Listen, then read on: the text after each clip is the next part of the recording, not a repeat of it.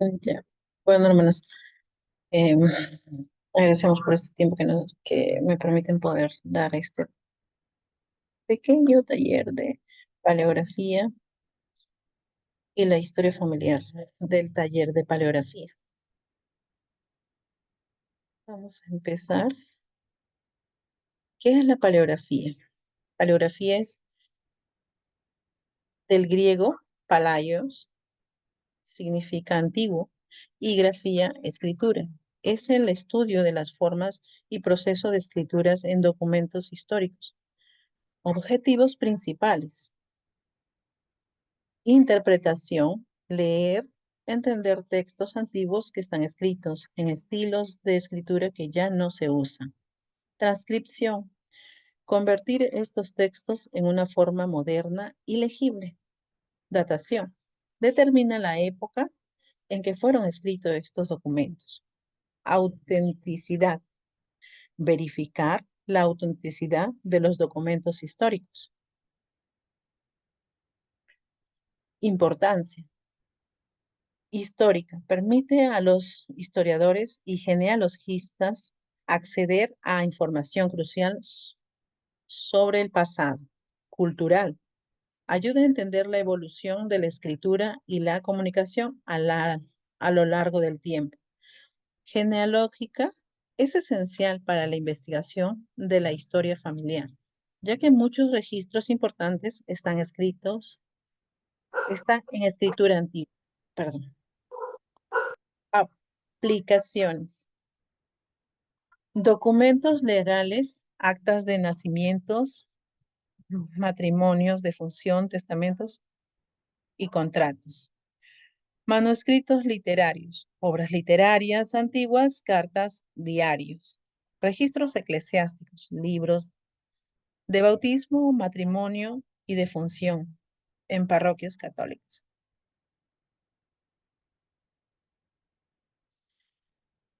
Historia de la paleografía, orígenes. La paleografía comenzó como una disciplina para ayudar a los historiadores a leer manuscritos antiguos.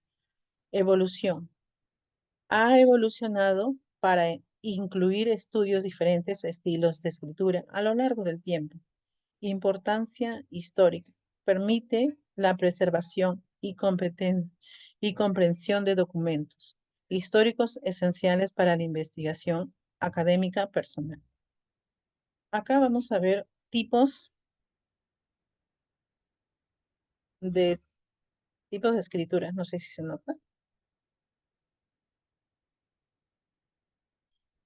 Ya. Paleografía diplomática. ¿Qué es lo que estudia? Se enfoca en la escritura de documentos oficiales y administrativos. La paleografía biográfica estudia la escritura de códices y libros manuscritos antiguos. Paleografía numismática. Se ocupa de la escritura de monedas y medallas. Paleografía epigráfica. Analiza la escritura de lápidas e inscripciones arqueológicas. Cada uno de estos tipos de escritura tienen sus propias características y técnicas de análisis, lo que permite a los paleógrafos datar y contextuar los documentos antiguos de manera precisa.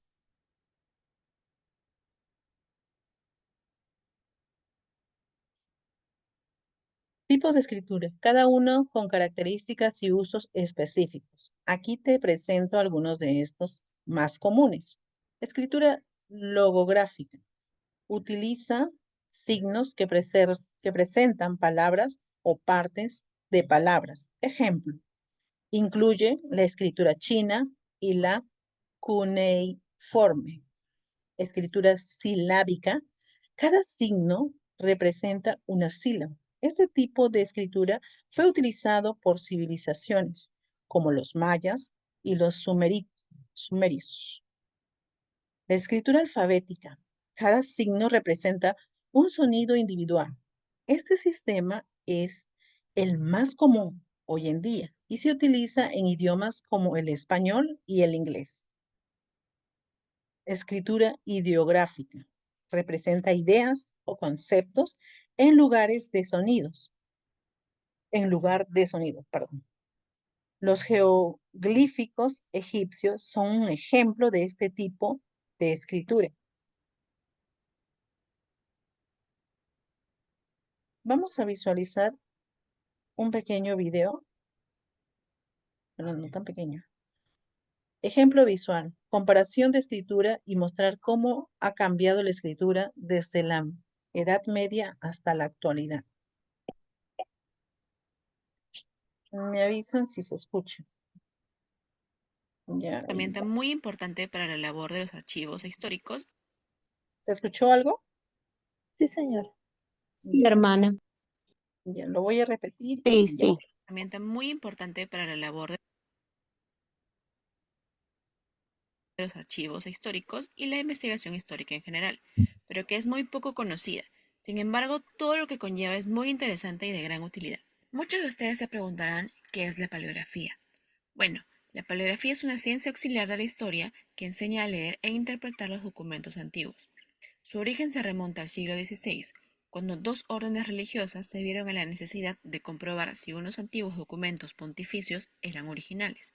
Y es que una de las capacidades de la paleografía, en unión con la diplomática, la ciencia que estudia los documentos, es posible determinar si un documento es original o no. La escritura apareció hace miles de años en Asia. Primero aparecieron los números, ya que existía la necesidad de poder realizar conteos de diferentes cosas. Una de las primeras escrituras fue la cuneiforme, en Mesopotamia, que se realizaba en tablillas de arcilla. La escritura fue evolucionando hasta que apareció el alfabeto semita, que se fue extendiendo poco a poco por diferentes lugares que lo fueron adecuando a sus necesidades locales. Uno de estos lugares fue Fenicia. Los fenicios fueron una sociedad de grandes navegantes y comerciantes, y ellos llevaron la escritura a Europa. El primer lugar al que llegó fue a Grecia, donde adaptaron el alfabeto a su idioma. Luego pasó a los etruscos y finalmente a los romanos. Gracias a ellos, a través del latín, la escritura alfabética se propagó por el resto de Europa. A lo largo de su existencia, la escritura se ha realizado sobre diferentes superficies o soportes. Estos se dividen en dos categorías, duros y blandos. Entre los soportes duros se encuentran las tablillas de arcillas que mencionamos, también la piedra, el metal, la madera, los huesos, etc. Entre los soportes blandos se encuentra el papiro, elaborado con una planta acuática que crecía muy comúnmente a orillas del río Nilo. Este fue utilizado en muchas partes del mundo antiguo, como África, Asia y Europa. Luego apareció el pergamino, que se hacía a base de cueros de animales y dependiendo de su calidad y grosor se podía utilizar para las cubiertas de los libros o para las hojas. Finalmente tenemos el papel, que se originó en China antes del siglo I después de Cristo y llegó a Europa a través de los árabes. En el siglo XV aparecieron unas pocas fábricas de papel en Europa donde se hacían con fibras de trapos o telas que ya no se utilizaban, principalmente de algodón o lino. Con la conquista de América, el papel empezó a llegar en barco. Muchos años después se establecieron las primeras fábricas aquí. Esto generó que el papel fuera un bien muy valioso, lo que ocasionó que la escritura cambie, ya que se buscaba aprovechar al máximo la hoja, escribiendo hasta los márgenes. Como podrán imaginar, la escritura se ha desarrollado de diferentes formas a lo largo de toda la historia. Cuando el Imperio Romano abarcaba toda Europa, se hablaba en latín y en este idioma existían dos tipos de escritura, la lapidaria y la cursiva. La primera, como el nombre lo dice, era hecha en lápidas de piedra y era utilizada para hacer documentos definitivos, como por ejemplo leyes. Por otro lado, la cursiva se escribía en papiros o pergaminos y era utilizada para documentos menos importantes que podían malograrse con el tiempo. Se sabe que con la invasión de los bárbaros a Europa, cada región fue adoptando una escritura diferente, apareciendo las llamadas escrituras nacionales, como la escritura visigótica, merovingia, la beneventana, etc. Así, cada nación de Europa comenzó a generar una lengua y una escritura particular, y esto provocó cada vez menos entendimiento entre las personas. Esto fue así hasta la llegada de Carlomagno. Él prohibió las escrituras nacionales y comenzó a unificarlas, formando así lo que se llamaría la escritura carolina o carolingia. Para el siglo XV coexistieron otras escrituras como la gótica, con variantes locales, la cual se caracterizaba por la mucha libertad del movimiento de la mano. Una a la cual le pondremos énfasis es la gótica española, que con el tiempo varía, apareciendo la cortesana, utilizada solo en las cortes, y la procesal, que viene de procesos y era usada por los escribanos, y que se caracterizaba por ser una escritura muy difícil de leer y desordenada, de letra muy grande que ocupaba mucho papel, que incluso llegó a ser prohibida por los reyes católicos en 1503 y criticada por Cervantes en el Quijote.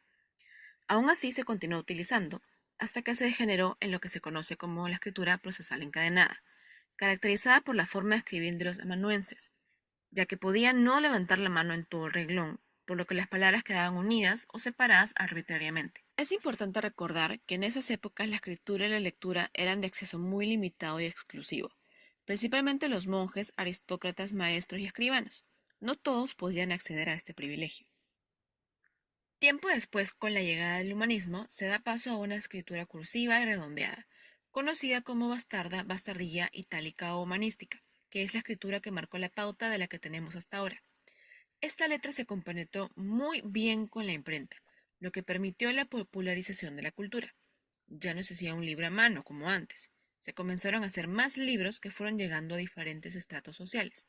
Este fue un proceso que fue democratizándose con los años. Pero se preguntarán, ¿qué escritura llegó a América y al Perú? La escritura llegó a América a fines del siglo XV con los procesos de invasión española en nuestro continente. A América llega la escritura cortesana, pero de manera directa desde España. Existen registros de solo algunos documentos con esta escritura que se pueden encontrar en algunos archivos, como los de Santo Domingo o Cuba. Sin embargo, este tipo de escritura no llegó a ser utilizada en el Perú. En el caso del virreinato peruano se llegó a usar la procesal, que fue ampliamente utilizada, la procesal encadenada y la humanística.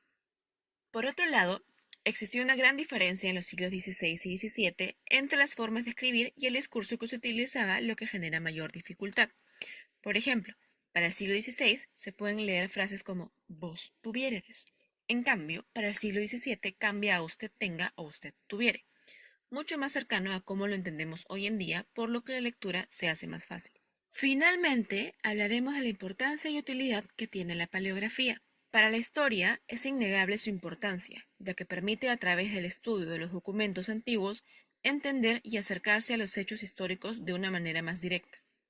En el caso de un archivo histórico es una necesidad fundamental, como es en el caso del Archivo Histórico Ribagüero de la PUC, donde se tienen documentos desde el siglo XVI. Por lo tanto, sin gente especializada que pueda leer estos documentos, no se podrían generar catálogos, índices de manera correcta, que son los que se proporcionan a los investigadores para la ubicación de los documentos que buscan.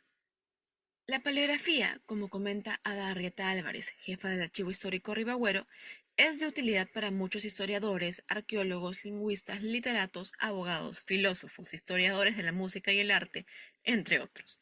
A pesar de ser una herramienta tan especializada, se ha abierto a varias disciplinas para el apoyo a la investigación y la preservación de nuestro patrimonio escrito. Los documentos se vuelven entonces nuestra materia prima para conocer la historia de primera mano y poder aproximarnos de manera directa a nuestro pasado histórico. ¿Se han puesto a pensar por qué en tiempos de guerra lo primero que se lleva el vencedor son los documentos y los libros, e incluso estos son destruidos? Muchas veces lo primero que se saquea son los archivos y las bibliotecas. Esto se debe a que cuando se destruye un archivo, se destruye la memoria de una nación, y no existe nación sin memoria. El cuidar nuestros documentos es una tarea no solo de historiadores, sino de todos nosotros. Se trata de conservar nuestro legado y nuestros recuerdos como habitantes de este territorio. Tenemos una responsabilidad muy grande de resguardar nuestra historia.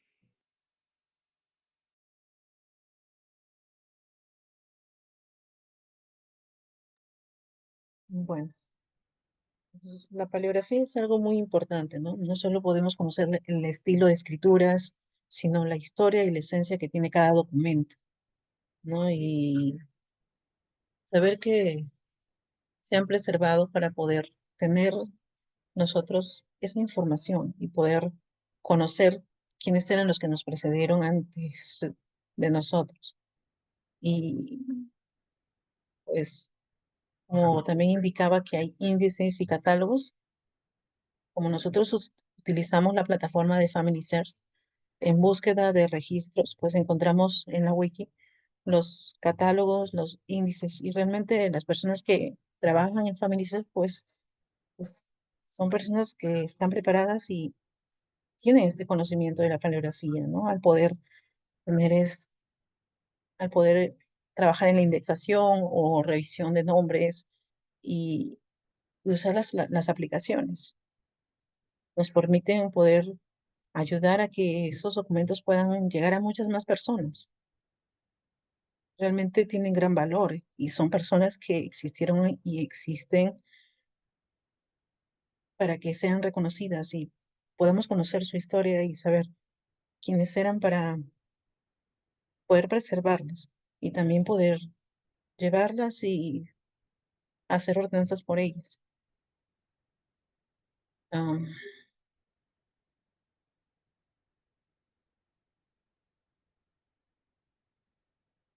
bueno, herramientas y recursos. Bueno, como mencionaba, el sistema de Family Search trabaja con estas cosas, ¿no? Tienen lupas y softwares, ¿no?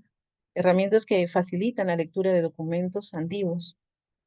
Ejemplo, lupas de aumentos, software de mejora de imágenes, recursos en líneas. Hay cursos, tutoriales, bibliotecas digitales que ofrecen acceso manuscrito y guías de estudio. Ejemplo, archivos digitales, plataformas educativas y centros de Family Search donde podemos encontrar toda esta información. A medida que nosotros vamos haciendo la historia familiar, nos encontramos con registros, técnicas básicas de transcripción, identificación de letras, como reconocer diferentes letras y estilos de escrituras. Claro que este documento no es de 1500, es un documento de 1900, es del siglo pasado. Dice, ejercicios, comparar letras de diferentes documentos, como lo que hacemos en indexación o en la revisión de participa. Transcripción paso a paso, proceso detallado para transcribir un documento antiguo. Ejemplo práctico, documentos antiguos, transcribir una carta antigua palabra por palabra.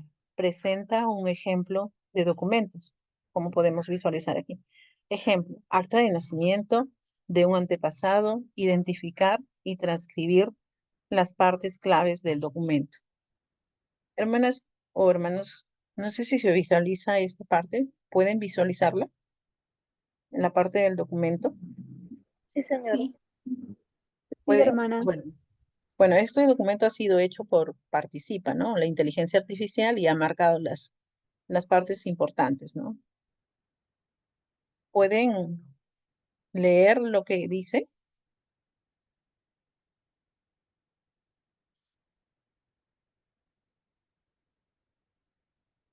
Los marcados son los nombres de las personas y las fechas. En esta, Se ve muy clarito, no se nota bien en sí. Algunas ujú, letras se puede leer como tal vez Eduardo. Y arriba eh, cuando dice nuestra Santa Madre Iglesia, toma Santa como si fuera un nombre y es Santa Madre Iglesia. En esta Santa Iglesia. en esta Santa Dice Iglesia. Nuestra parroquial Santa. de la... Y abajo dice Madre Iglesia. Ujú. Muerto. Aquí dice el nombre de la persona. Esta persona se llama, Mamerto. muy bien. Mamerto. Mamerto Eh, de Peralta. Solamente está el nombre y dice el lugar en donde fue la parroquia. Ujú. El día 13 de julio de 1924. Ujú. Yo el presbítero, el, Parroquia. Está escrito. Ahí está bárbaro, hermana. Voy a agrandarlo un poquito más, a ver, para que se vea más. Sí. Ahora, ¿se visualiza mejor, hermanos? Sí. Ahí está un poco mejor, sí. Ujú.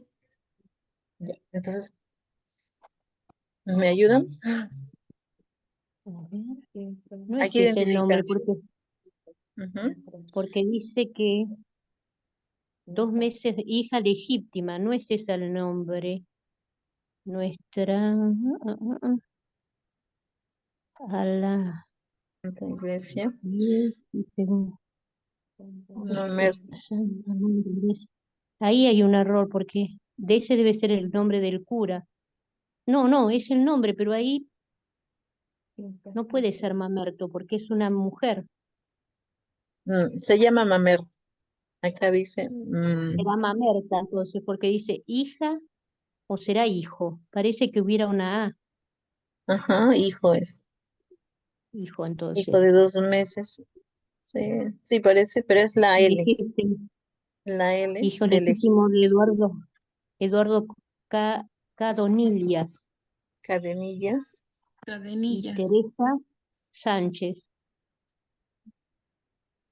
y los padrinos. Eulogio Sánchez, el padrino solamente, y después aparecen los Dice, testigos.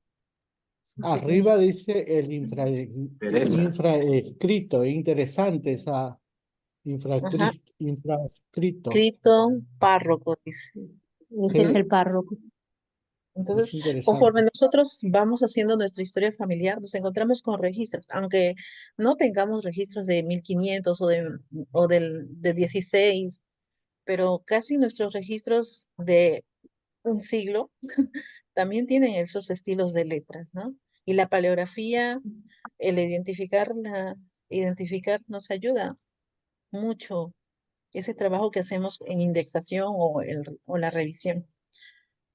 Entonces, ahora, vamos a a esta parte. Dice, aplicaciones en la historia familiar. Ahora, ¿cómo aplicamos esas cosas que hemos aprendido de la paleografía en la historia familiar? Interpretación de documentos. Cómo la paleografía ayuda a leer actas de nacimiento, matrimonio, defunción, etcétera. Ejemplo, interpretar un testamento antiguo.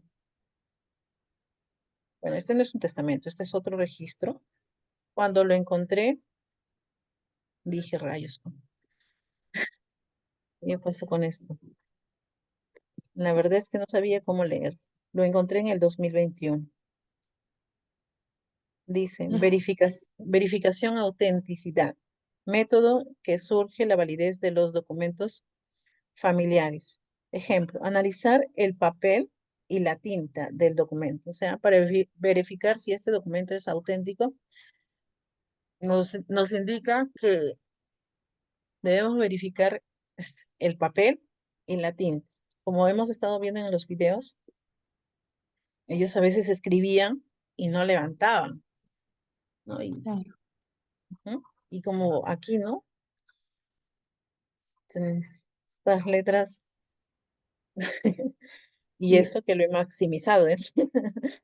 y ese dibujito que le hacían Ajá, al apellido, la rúbrica ahí. exacto, la rúbrica. Esta es la acta de bautismo de mi abuela. Ella nació en 1901. Bueno, 1902, perdón. 1902. No sabía cómo se llamaban sus padres. Realmente este documento me ayudó a poder identificar quiénes eran, quién era Eustaquio Sánchez y quién era Mercedes Vidal. No sabía sus nombres. Mi mamá tampoco los recordaba. Bueno,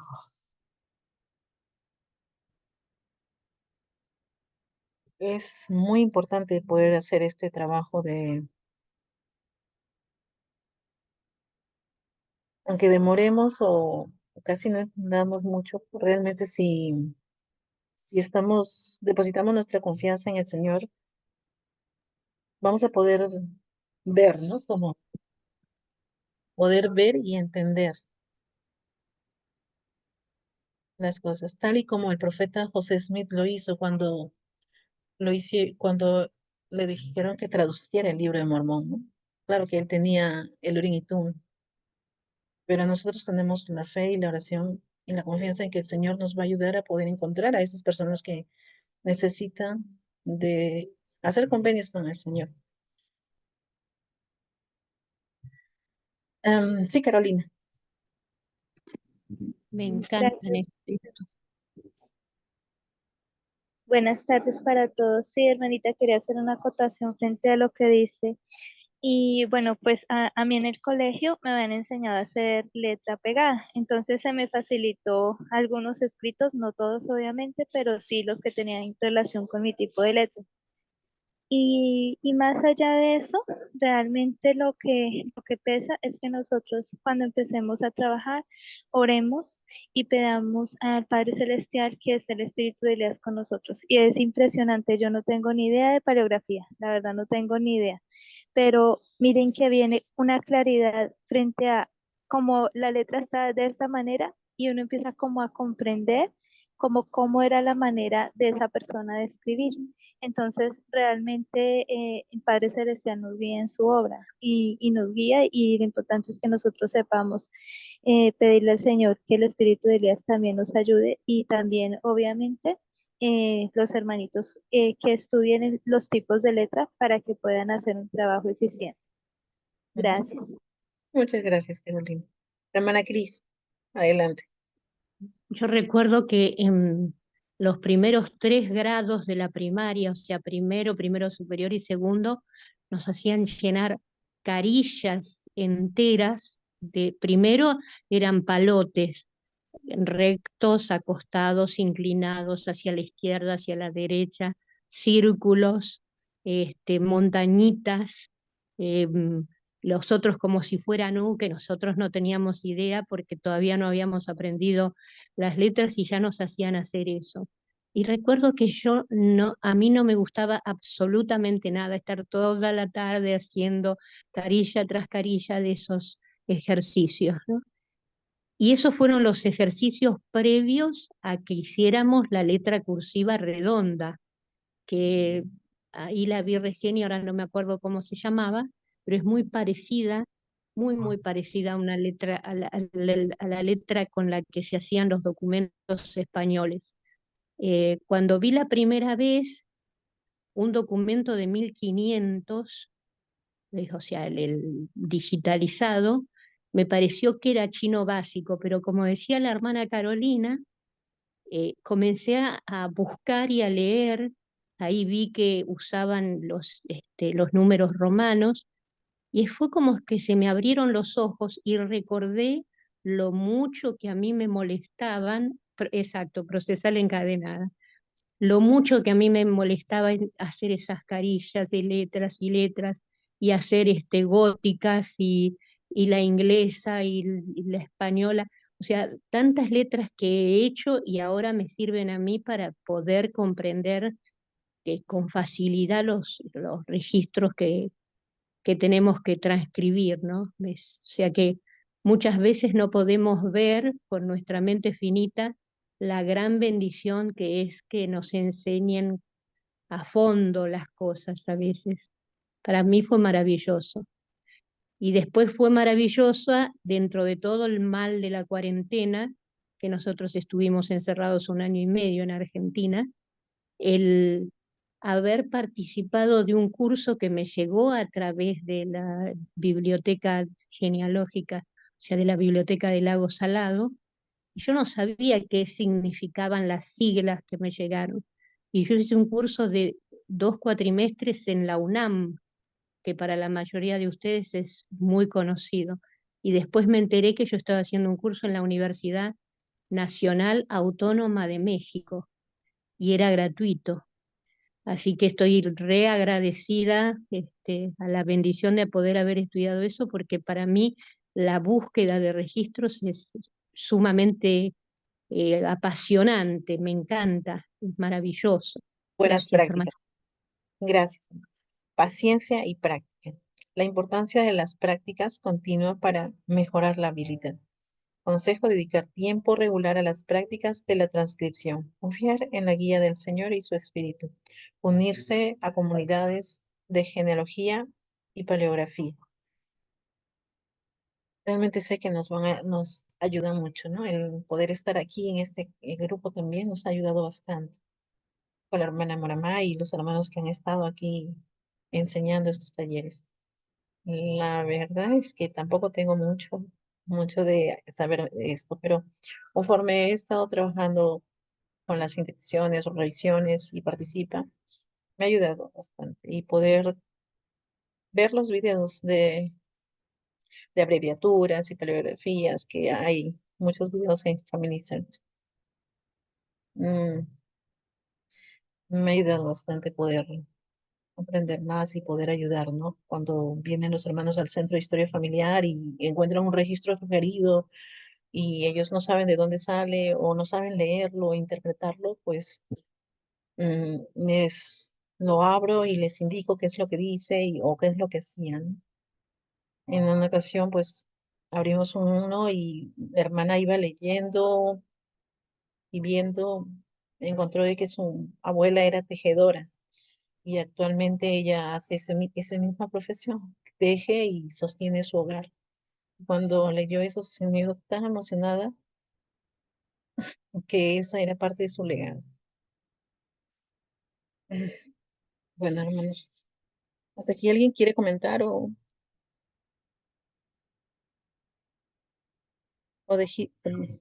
hacer un comentario, preguntar alguna cosa?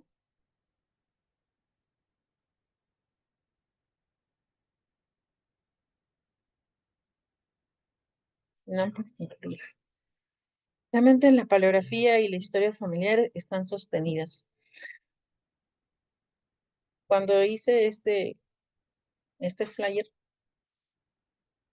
es como si van de la mano, juntas, para poder hacer la historia familiar y nos permite ser, estar juntos, ¿no? Y poder ver nuestro legado y conocer.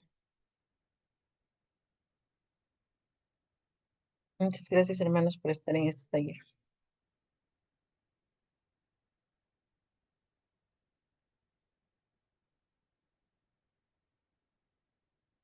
Ana María.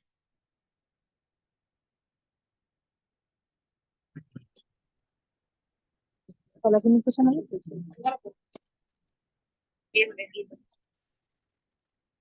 ¿Sí me escuchan?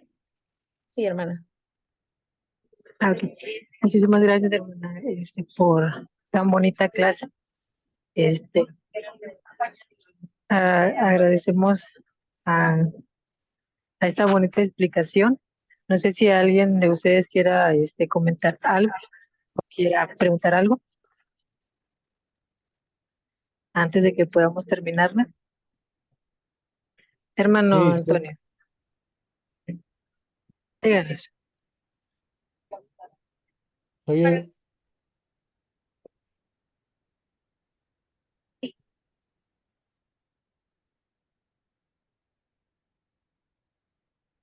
Hechos. sí, soy el hermano Ricardo Navarro. Estoy al cambiar del teléfono a la computadora sale San Antonio de Padua. Ok, hermano Ricardo, díganos. Sí, sí, quería hacer un comentario. La verdad, como dice el consejo y buenas prácticas, dice paciencia y práctica. Yo creo que la paleografía es como aprender a hablar de nuevo. Tenemos que tener paciencia porque volvemos a ser como niños, aprendiendo a no solamente a hablar, sino a escribir. Y, y así como nos ha costado mucho para aprendizaje, 7 años de escuela primaria, creo que esto también nos va a llevar tiempo y vamos a ir descubriendo muchas cosas muy...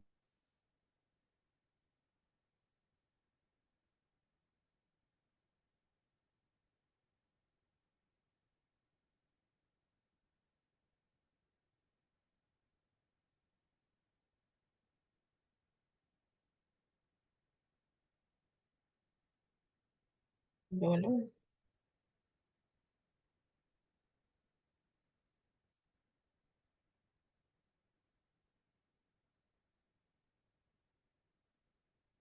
una cosa muy bien.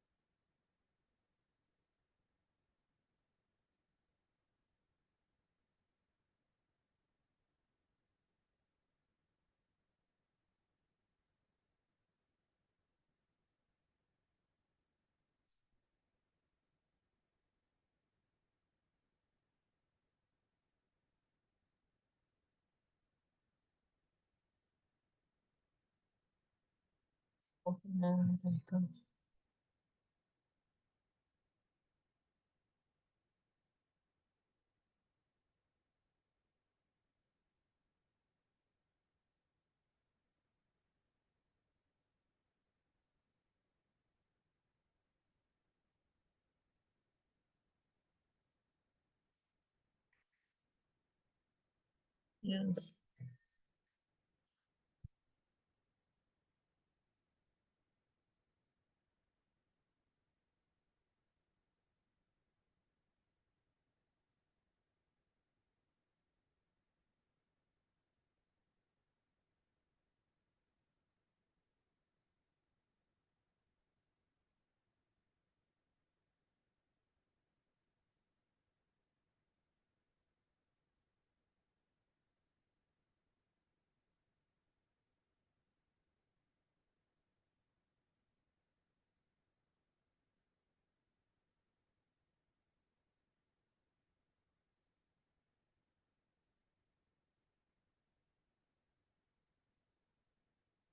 No es molestar.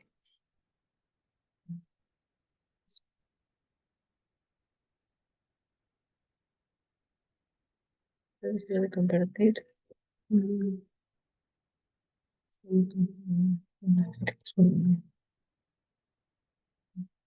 Me pongo nervioso. No prendí mi cámara porque estoy en... No, esto no es... Mi noche de noche.